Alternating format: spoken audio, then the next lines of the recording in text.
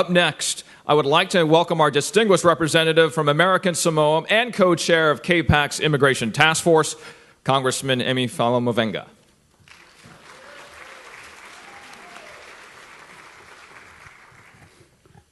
Very quickly, a Chinese friend of mine once said, you know, those of us who draw from the well should never forget those who built the well.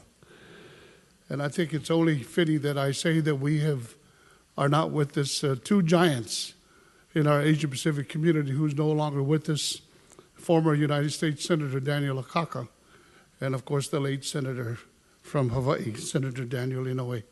I say this because we also have a saying in the islands, ele falalafua leniu. The leaves of that coconut tree don't just wave for nothing.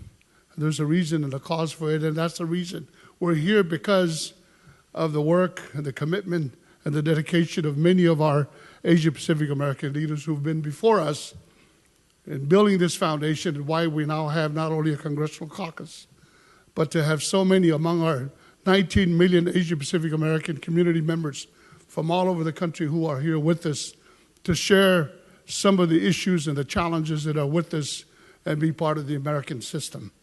I don't have much to say, but I think my colleague, Congressman Honda, and our dedicated leader, Judy Chu, have all said about the needs and the importance of why immigration reform is so critical for our Asia-Pacific American community.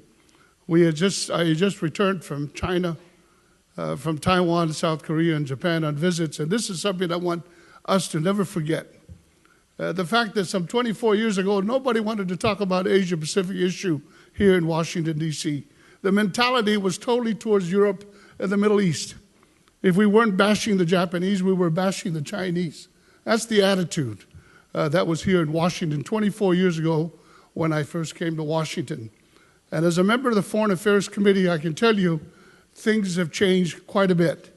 And I think this is something that all of us, fellow Americans whose roots are from the Asia-Pacific region, should have every reason to be proud of the culture, the heritage, the history, and the tremendous contributions that we also make to make this country great, if not even better. And my dear colleague, Madeline Berdanian from Guam, Congressman Sablan, and all of us here representing our Pacific Island community, thank you for coming. Let's have a good time, and let's get some more commitments, and let's make sure that our Asian Pacific American community is never going to be dismissed or marginalized in the issues that are important to the lives of all our people here in America. Thank you, and God bless.